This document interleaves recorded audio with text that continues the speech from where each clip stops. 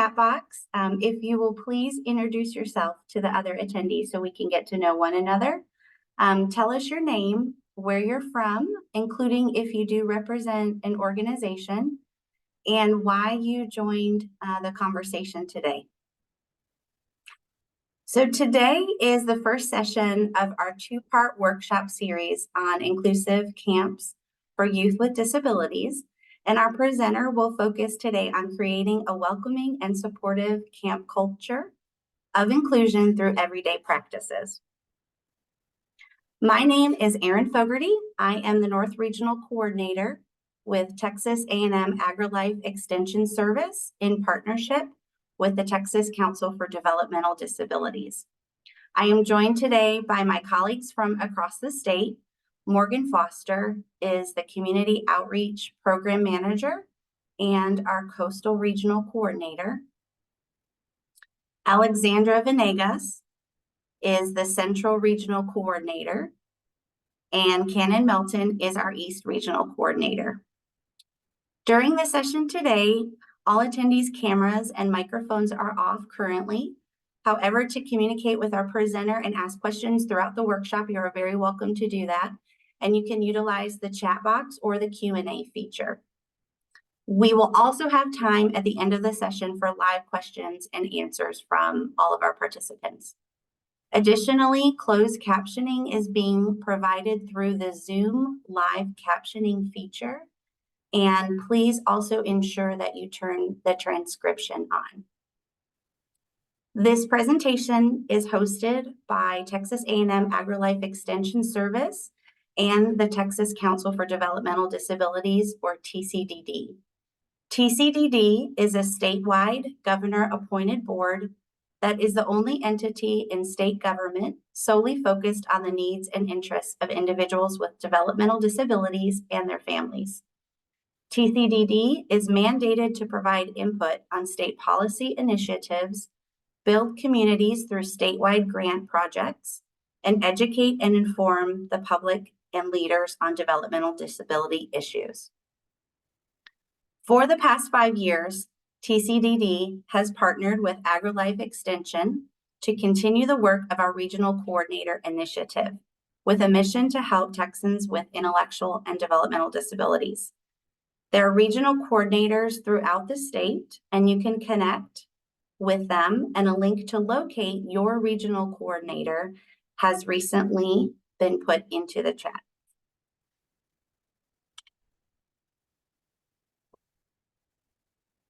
I would like to introduce today's speaker, Dr. Amanda Kloo. Dr. Kloo is an educator, interventionist, and developmental specialist with decades of experience teaching children of all abilities. She is the Director of Inclusive Recreation at the National Inclusion Project, a nonprofit providing recreation programs, schools, and community organizations the training and support needed to meaningfully include children with disabilities in all activities. A frequent presenter, widely published author, and consultant, Amanda is also a coach and athlete with cerebral palsy, who provides inclusive play and exercise experiences to children and adults with exceptional needs. She is passionate about all things inclusion and the power of play. So we thank you, Dr. Kloo, very much for joining us today, and we will turn this session over to you. Thank you so much, and thank you for the opportunity. Thank you, everyone, for attending, participating, and engaging today. It is such a pleasure to be here. A few notes about me and why I do this work that I do and why I believe the work that we do in inclusive play and inclusive recreation is so incredibly important. As mentioned in that introduction, I am a person who has had the privilege of working with individuals who have disabilities and working in disability forward fields for many years. That passion comes from not only a need, but also a personal connection as a person who is disabled. You'll find during the session that when referring to myself and my needs, I use identity first language. I am proud to be a disabled person with cerebral palsy. That means that sometimes during the session, it may be difficult to understand what it is that I am saying.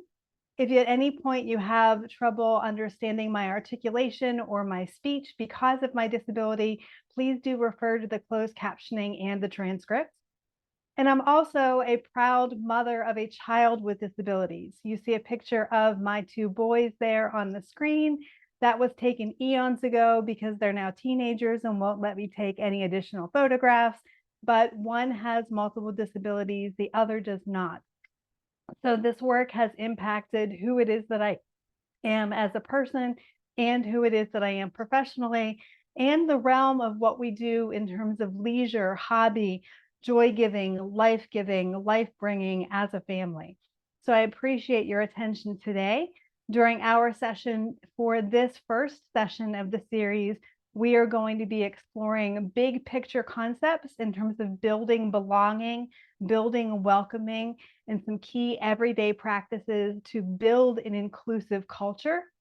And I welcome additional communication and for you to reach out and touch base as we move into our upcoming session that will follow this one in the series. That said, if at any point during this session you do want to reach out but are uncomfortable or unable to use the chat, I do encourage you to reach me via email. My email address is amandacloo@inclusionproject.org. That's Amanda, Kloo, @inclusionproject.org, as well as visit our National Inclusion Project website at www.inclusionproject.org. That said, let's begin. Let's start off with a discussion and a think point and a pondering point about why it is that we include. Inclusion, bringing everyone together in meaningful, intentional, and purposeful ways, drives our belief, our mission, and our programming, as well as our mindset to communicate that everyone is important, everyone values, everyone is valued, and everyone belongs. And this is because everyone benefits from inclusion. Research has proven over and over again that inclusive opportunities for all, especially for those with disabilities, not only benefits the individuals with disabilities themselves, but everyone around them, their peers, their families, you, your staff, and your community as a whole. And this is because inclusion goes beyond access. Legally, we're required to provide access to recreation, leisure, programs, supports, and services. But inclusion takes it a step further. It creates a meaningful seat at the table where everyone is engaged, everyone is connected, and everyone interacts in purposeful, powerful ways. It helps to move beyond attendance and participation in what we provide at camp to engaged experiences. And that's the whole point of camp, right? To play, to be, to connect. All kids deserve camp. So all must mean all. Access is something that we do that when we provide, it's because it's required. It's compliant. Access focuses in on reasonable modifications, opportunity, but inclusion is intentional. It's relational. It's meaningful. They work together to provide experiences to children that are the joy and the light of childhood, with the goal to maximize, celebrate, and value everything every child can do, not to judge, draw attention to, or exacerbate what they can't. And this can-do framework, this focus in on the strengths that every child, every individual brings to the table, is a game changer. Because again, as a disabled person and as someone connected to the disabled experience, I can tell you firsthand that the world takes care of pointing out all of the can't. The world takes care of showing us all of our weaknesses. What we have an opportunity to do is to celebrate the can and to draw light on and shed light on and bring notice of the strengths that each of us have. Because again, all kids should get to be kids. So what is inclusion? Let's start off with some common language and a core definition of what this means to us personally and professionally, as well as in practice in our programs. Inclusion is assuring that all people have the same opportunities to engage in meaningful experiences and build meaningful relationships. Let's pause for a moment and think about that language, those terms, the very words. We're talking about all, and we're using words like meaningful, experience, relationship. That goes beyond attendance. We're not talking about being physically present. We're talking about being emotionally engaged, and how enriching and powerful and purposeful that makes us feel as adults and as kids. It's grounded in 3 core beliefs. The first, that everyone can participate. We just participate differently. There is ability in everyone to do anything. And that first core belief communicates that we all have valuable gifts, valuable talents that may just need to be discovered or nurtured in big and little ways to create a meaningful experience. The second, everyone can make a friend. In fact, we need to. Relationally and personally, we are wired to connect.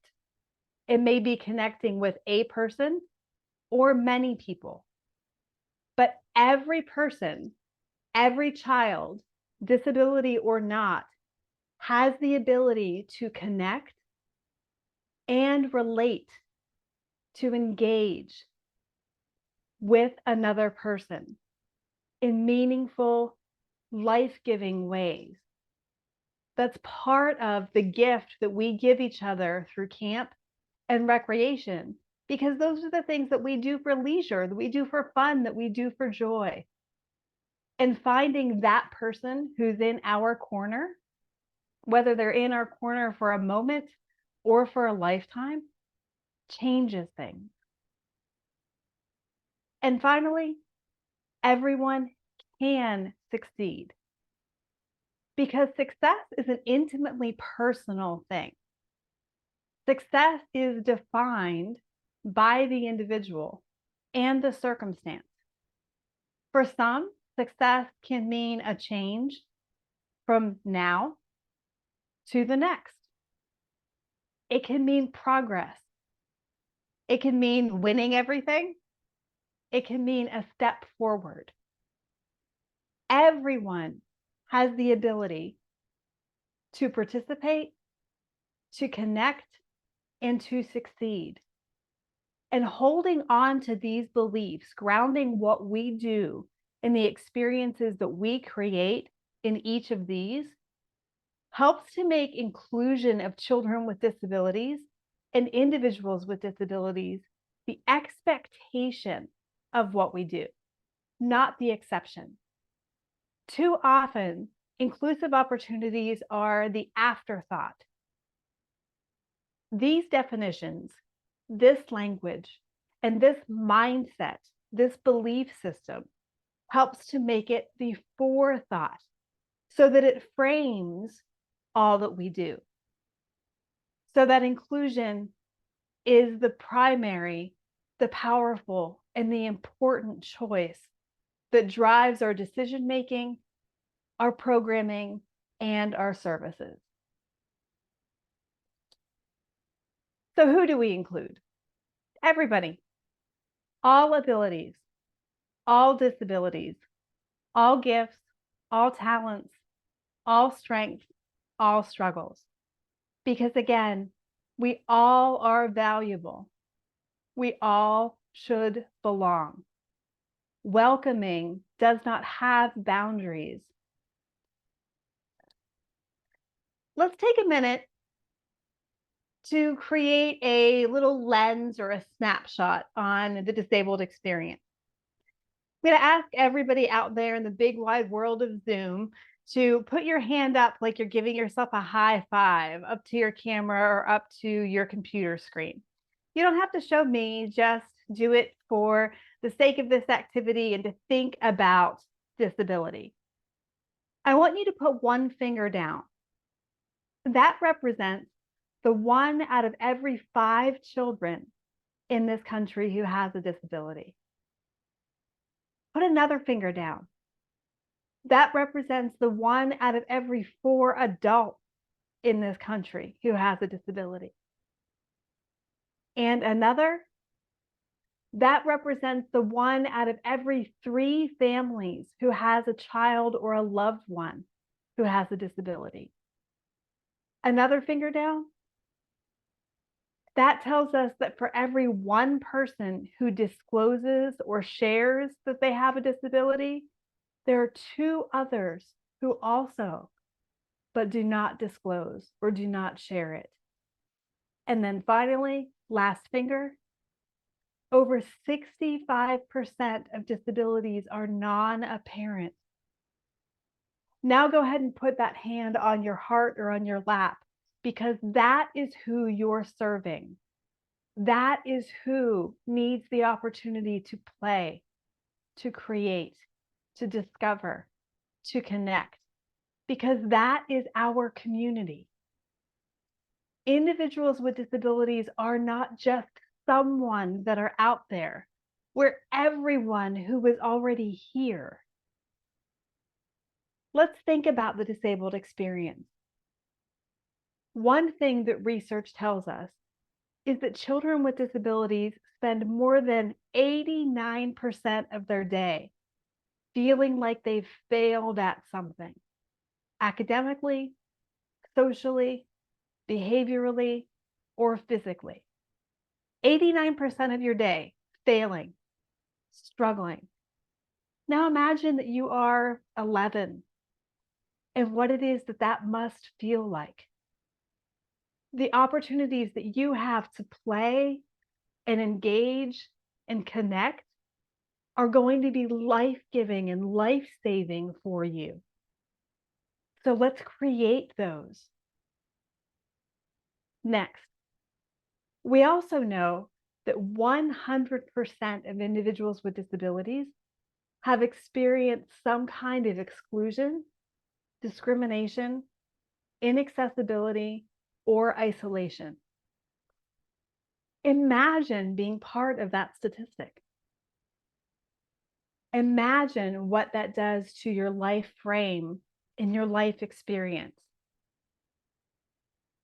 Think now about how it is that you can start to flip that script and change that tide so that we're not part of the exclusion, but the inclusion, not the discrimination, but the celebration, not the inaccessibility, but the accessibility, not the isolation, but the connection and the opportunity. We also know that the day-to-day for families of disabilities is more challenging. It's more difficult. The statistics are out there. We need to build empathy and understanding and recognizing that it takes many families with disabilities 1 to 3 hours longer just to get ready for school or sports or meals or to go on outings or to get ready for bed, or to leave the house.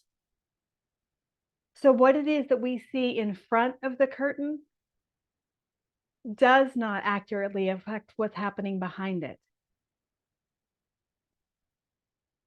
We also know that transitions and the time between activities, those opportunities for change between settings, tasks, or situations, take 2 to 3 times longer for most children who have disabilities, because the processing load or the physical load to make those changes is heavier. If we start to think about how can we start to lighten that load, imagine how freeing, how empowering, how important that is. And finally, something that I want everyone out there who raises kids, teaches kids, works with kids, engages with kids, interacts with kids to recognize is that behavioral skills, the number one skill that every professional, including recreation professionals, is most concerned about, those behavioral and emotional skills, can take 254 to 482 days for children with disabilities to learn. Think about that load. Think about the time that it takes children who think differently, who feel differently, who emote differently, who engage differently, who behave differently, to practice, learn, and solidify those behavioral skills. 254 to 482 days. Realistically, how long do we typically give kids to be able to show us those emotional behavioral skills? Less than a month. So as we peek into the disabled experience, it's important for us to not only recognize the importance of creating the opportunities for this inclusive work, but understand that it's part of an overall culture. It's part of an overall mindset of creating empathy, building awareness, honoring patience, and celebrating the individual that still comes to the event, that still comes to the activity, that still comes to camp, that still engages in school, even with all of these life experiences in front of them. So when we think about it, if we're talking about who we include, it's not just one person who has a disability. All of these statistics that we've been talking about, if we had a room full of 10 people, the 6 icons that are in teal on your screen represent the disabled experience. The others represent the typical experience. So it raises questions as to, well, so what's typical? Is there typical? The disabled experience is actually the majority experience. So what you do to include, what you do to welcome, what you do to promote belonging is helping more people than you can even imagine. So who does it? Who includes? All of us. Every staff member has a responsibility and a role to build an inclusive culture in big ways and small ways. It's not a program or a type of program. It's not a setting or a staff member's role. It's all of us, all roles, all settings, all activities. It should be on everyone's radar and in everyone's job description, part of everyone's interview experience, because it's not part of what you do. It's simply who you are and what you believe. Because again, who benefits? Remember, we said everyone. Research is clear. All participants, all staff, all families, all stakeholders, the entire organization and the whole community benefits from the opportunity, the belief, and the culture that are inclusive. So how do you do it? I know everyone's now clamoring and saying, okay, this is great. You've built this great build up to information about why we do what we do. We know it's important. So how do we get there? Well, we're going to get there together. The first starts off with that believing it's important and it's essential. For reaching for the yes and the yes and instead of the no or the yes but.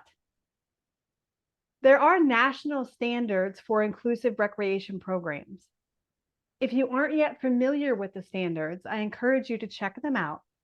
Copies of the standards were available with the materials for this presentation and are available on the National Inclusion Project website that detail specific benchmarks and targets in 5 areas of inclusive practice that can help support programs no matter where they are along their inclusion journey.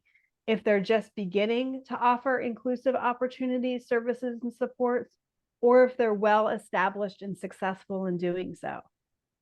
Those 5 domains of the standards help us to think about administratively, how are we being inclusive? In terms of our facilities, resources, places, spaces, and stuff, how are we being inclusive? What are our inclusive staffing procedures, roles, and scenarios?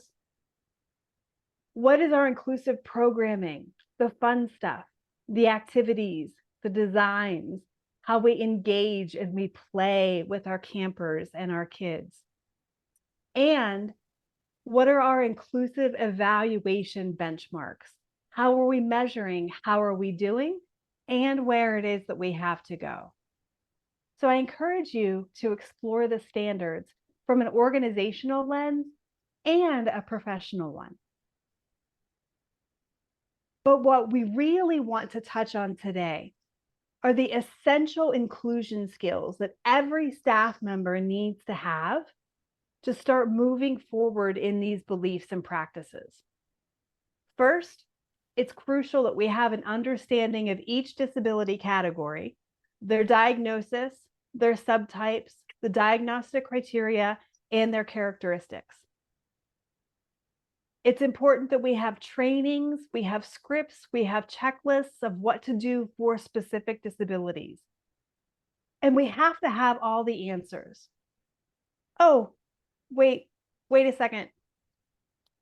That's all exactly wrong.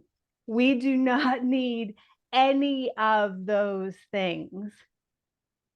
What we do need is essential people skills, because we're not talking about categories. We're talking about children. We're not talking about diagnoses. We're talking about individuals. So we need to assure that our staff have a positive attitude, a belief in welcoming all, being helpful, friendly, promoting acceptance, openness, patience, creativity, a willingness to learn, adaptability, flexibility, empathy, kindness, honesty, cooperation, care, an understanding of who individuals are and how it is that we can make them grow and succeed. You get the sense of it. It's crucial that we teach people and we encourage our staff and we model for our personnel how to build the human experience in what we provide in our camps and our programs. And that's because there's no right or wrong way to include someone. You don't have to be an expert in disabilities to include, because we include people, not diagnosis, humans, not labels, children, not categories. And you are an expert in that human experience. Reassure your staff that they know people and we serve people. We love being with kids, so we're there for all kids. It's useful to learn some tips and strategies and etiquette, but it's even more important to learn actually about the individuals that you serve, to get to know their strengths, their weaknesses, their gifts, their talents, their needs, their likes, their dislikes, because that's the human nature of it. There's no such thing as the disability nature of it. It's because when we focus on being open-minded, interested, empathetic, and compassionate, we help to build awareness and understanding. One of my favorite lines from one of my favorite television shows is, "Be curious, not judgmental." Now, there are some everyday inclusion boosters that we can hold on to, that we can try out, and that we can build into our interactive practice. Those everyday boosters are summarized here for you. And in our upcoming session, we'll talk about actionable strategies and boots to the ground ideas for each. But let's take a look here about how it is that in our everyday conversations and everyday interactions in our programs and our organizations, we can strive to be more inclusive. The first is you always want to show and tell everything. Be multimodal. You want to use text, visuals, words, sounds, and actions, because no one, disabled or not, learns or takes in information or produces or puts out information in only one way. So always show and tell what it is that you're trying to express, visually, textually, orally, and auditorily. Next, it's a little bit hard to do in this type of setting, but you want to extend your wait time. Wait time is the time between when it is that I ask a question and I expect a response, or when I give a direction and I expect an action. None of us wait long enough. We never provide enough wait time for success. Research shows that the average thinker, the average doer, a typical learner, needs at least 5 seconds of wait time to be able to answer effectively or to respond appropriately. That's 1, 2, 3, 4, 5. We never wait that long. We're automatically setting people up for failure. Individuals who think differently, process differently, or communicate differently need 9 times that, as long as 45 seconds to be able to listen and respond or process and answer to what it is that we are asking them or requiring of them to do. So that when those kids are frustrating you because they're just not following directions, we need to stand back and think, maybe it's not a them issue, maybe it's a me issue, and I need to extend my wait time. Next, this is a biggie. Focus on what you do want the individual to do, not on what you don't. Clearly and model the expectation and the desired outcome. We all know that if we want children to walk inside a building, We do not want to say, don't run, because then what happens? Everyone starts running and moving around too quickly. When we model what we do want to see, it's a learning opportunity for the individuals to see, know, and internalize the expectation instead of the fault. To follow up on that, we want to accentuate the positive, minimize the hurdles to maximize the successes, create opportunities where it is that in play, in recreation, in leisure, we're creating chances for the kids to show what they can do instead of create situations where it is that they fail because of what they can't. Remember back to those statistics. Kids with disabilities spend a lot of their day failing at something, socially, academically, behaviorally, or physically. This is our chance to turn that on its head and create opportunities where there are positive opportunities for success. When a child realizes and is aware and has those moments where they win at something, even if those wins are deeply personal and internal, you can see it change their entire experience. And it's magic. In order to make that happen, sometimes we need to create opportunities to regulate, to calm down, to center when everything around us feels uncentered, to relax, and to regroup. Creating those opportunities for ourselves and our staff are very important when things get chaotic, and for our participants are crucial for when things get chaotic, because it helps us to assure each of us that we have safe spaces, places, and opportunities to control our energy and our emotions so that we can divert those energy and those emotions in the ways that we do want to have happen, not in the ways that we don't. That means that we need to teach everything. Whether it's the first day in a program or it's the millionth and first day in a program, we want to review and teach every expectation, every rule, every direction, every experience, every interaction, as if it was the first time for everyone. Because for some of your participants, it is going to be the first time over and over and over again. This simply leads to an opportunity for us to practice the skills that we want kids to learn.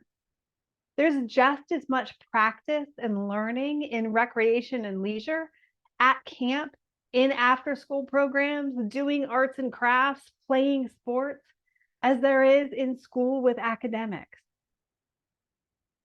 It's important that we create the grace in the space to honor how much work it takes to be a social person, how much work it takes to learn a new skill, no matter what that skill is, to reinforce and repeat the opportunity, because there's just as much energy and attention that goes into learning how to do something for the first time as there would be in a high stakes task in school. Honor and value that. And always answer and assist without judgment or scrutiny. There's no harm in repeating yourself multiple times. Many people need that. Most individuals with disabilities need that to be able to process what's happening in a situation. Many of us without disabilities also need that to be able to process what's happening in a situation. Always try more than once and be willing to answer, respond, and repeat multiple times. It's simply part of the reciprocal relationship that we build among and within people. Again, these are people skills. There are also some key communication tools that we can embrace when we're talking with others about or engaging with others in situations that have to do with difference, that have to do with uniqueness and disability. Because uncomfortable or awkward interactions are going to come up, and they'll come up from situations that arise from uncertainty or curiosity or unawareness, maybe even lack of knowledge. And people, including children, often fear what they don't know and question what they don't understand. So when faced with a difficult question or a difficult situation, pause and reflect rather than reacting harshly. Try to understand what's happening or being said in the moment instead of around that moment. Ask for more clarification or information. Tell me more. What do you mean? Can you describe that? Relate back to the individual and relate to yourself to try to find common connection. That common ground helps to build a shared learning experience. You cannot know what to do or say in every situation. No one does. Be honest about that and build that common connection and that goal of discovering it together. Admit what you don't know and always commit to finding it out. It all boils down to being open, not closed.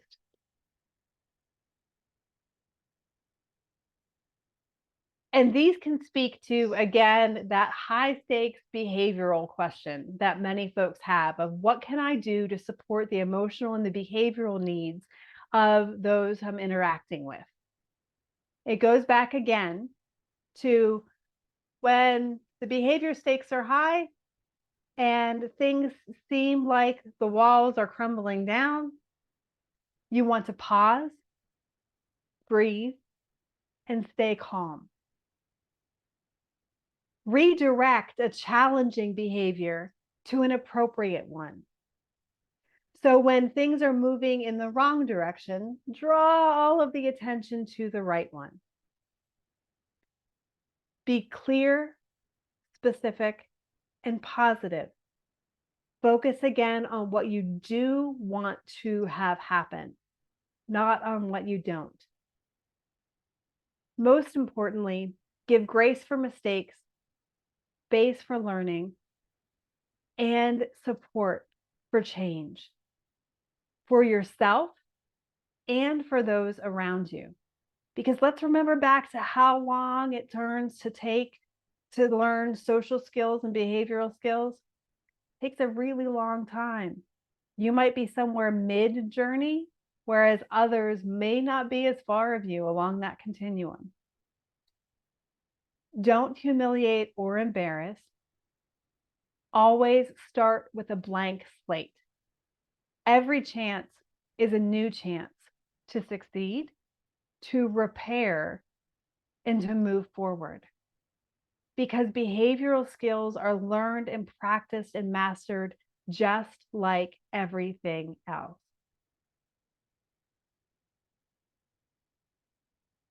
Some things that you want to strive to do. You want to strive to make connection without forcing eye contact.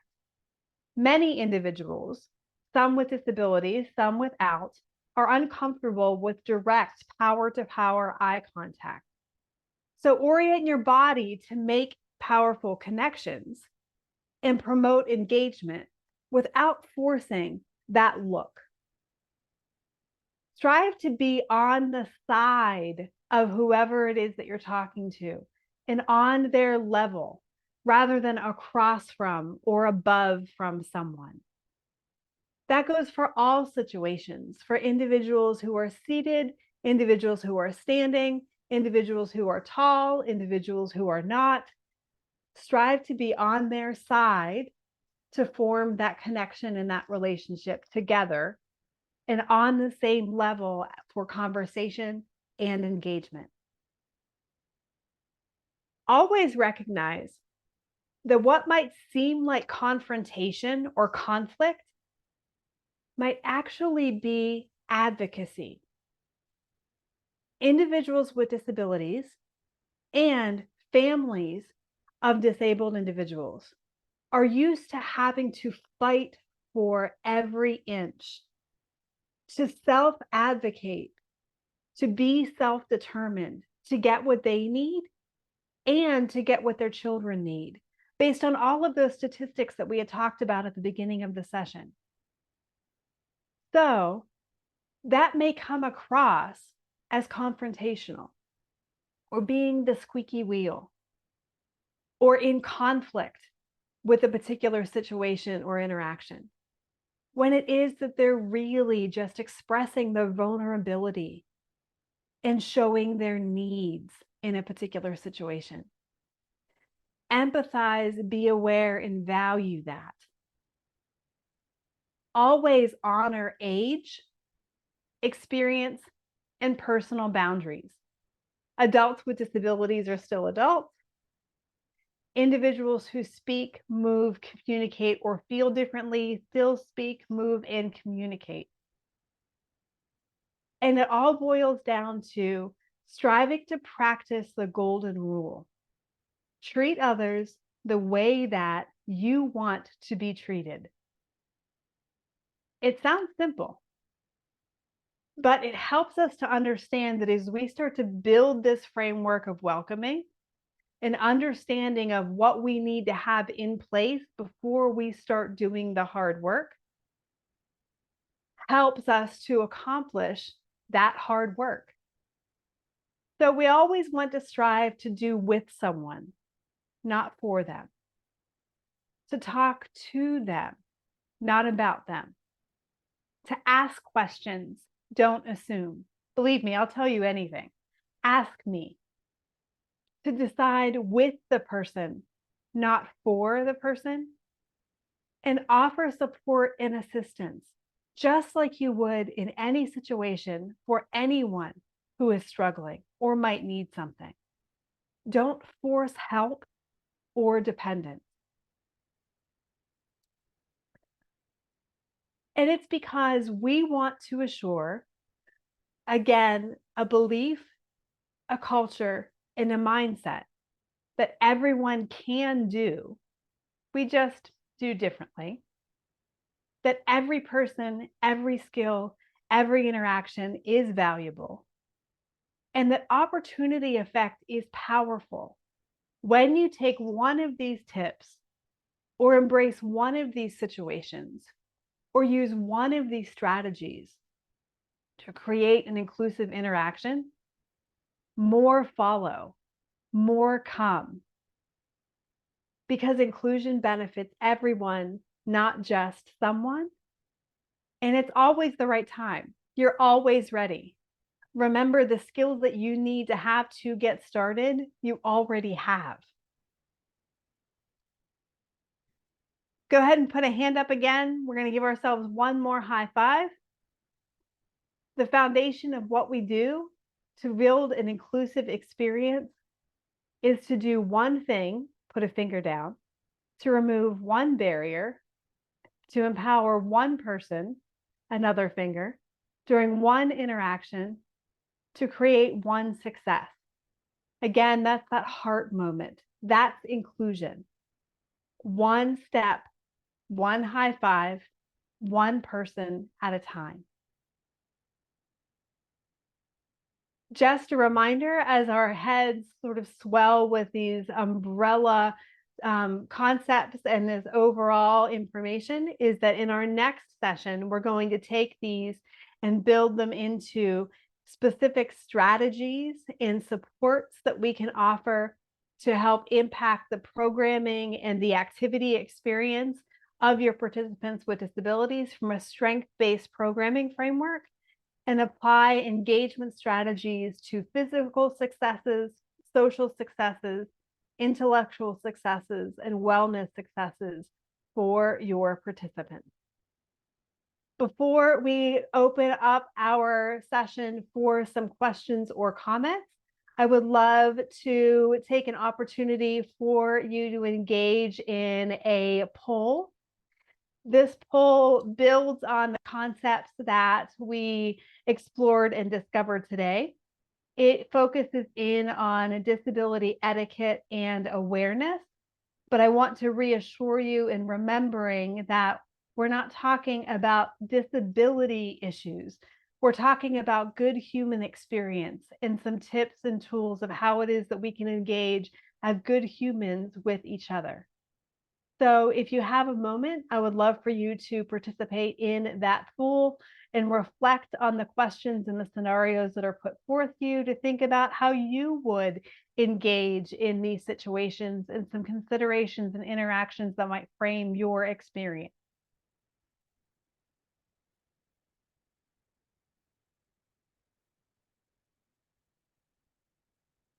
And as folks move through that poll, I'm happy to open things up for questions, comments, pondering points, or reflections through the chat. Or if the group is ready to unmute, we can do that as well.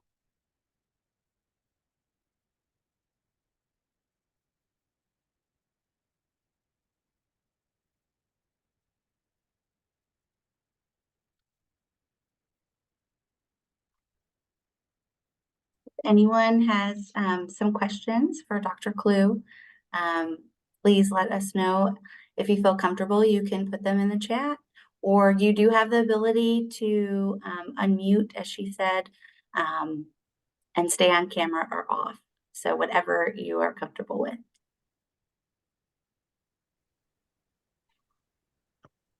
Hi, Dr. Kloo. Hi, Erin. This is Dana Dempsey.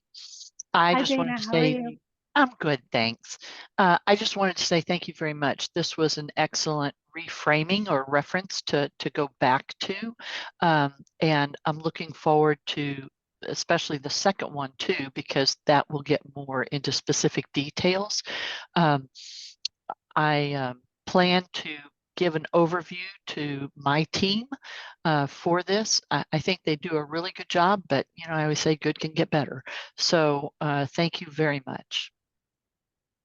Thank you. And I appreciate your interest in both sessions to see how it is that they can connect and move a little deeper together and build a cadre of practical strategies. Thank you, Dana. Sure.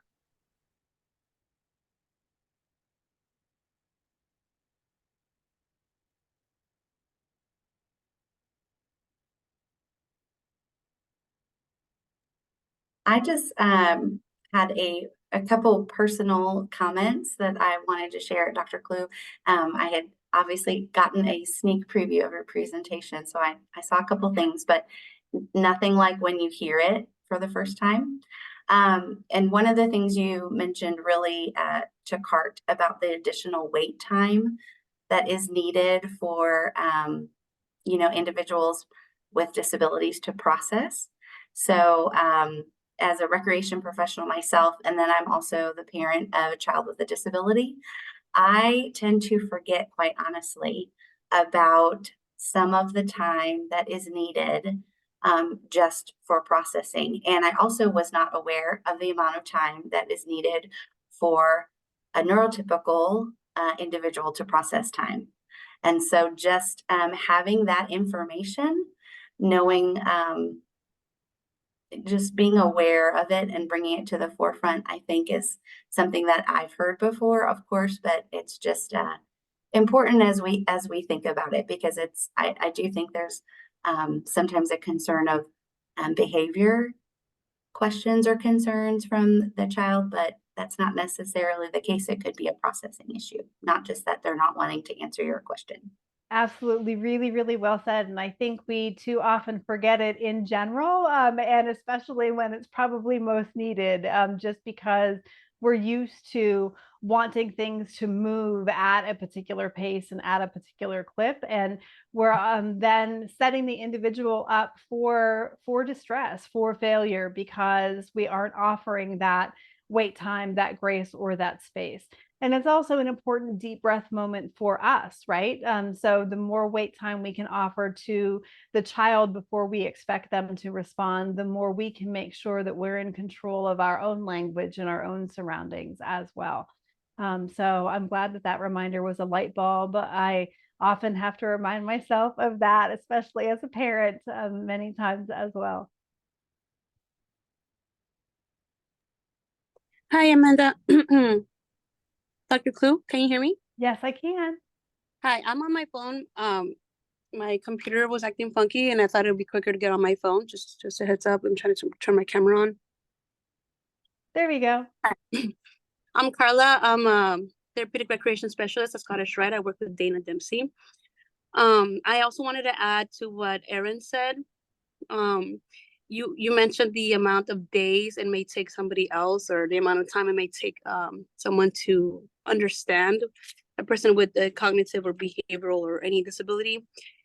That was also like an awakening for me. I do understand that sometimes it does take them a little longer to understand things, but if you have like a big goal with an individual with disabilities and you want them to want it as much as you want it for them, I wonder if the motivation also takes a little longer.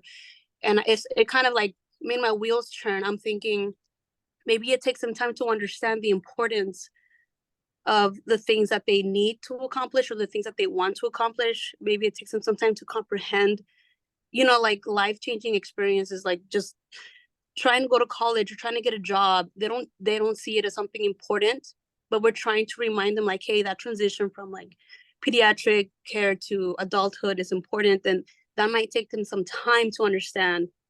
And so I don't know, I don't know if it's a question, but I'm just thinking like sometimes it's hard for me to motivate those younger adults, and I'm thinking like, come on, want it, I want you to want it, and they do eventually. But you're right, maybe even the motivation takes longer because of the understanding of what it is that the next step means. Right. Well, and really well said too. And you answered it and framed it really well yourself, in that your timeline for the way you perceive that motivation is often completely different from theirs. So it's not that they're having a difficult time being motivated, but they may be on a different timeline for that motivation, or that motivation might be different. And so you're approaching the situation from two different lenses and two different experiences. And so you may actually both be moving toward the same thing, but you just don't realize it at the time, or it's moving at a different pace. And so always follow the lead of the individual, and especially in terms of that strength-based and that goal-based success framework, from what's valuable and important to them, because it might look very different from what's valuable and important to you. Right. Thank you for sharing. Thank you.